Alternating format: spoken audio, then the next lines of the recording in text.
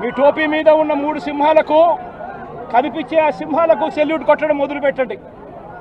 Telugu Desam party నాయకులకు salute కొట్టడం మొదలుపెట్టి వీళ్ళు చెప్పినట్టుగా చేయడం మొదలుపెట్టి అన్యాయాలు చేయడం మొదలు పెడితే మాత్రం ఎల్లకాలం తెలుగుదేశం పార్టీ ప్రభుత్వమే ఉండదు అని చెప్పి ఇవాళ ప్రతి అధికారికి కూడా నేను తెలియజేస్తా ఉన్నా. రేపొద్దున మళ్ళీ మా అధికారం వస్తుంది.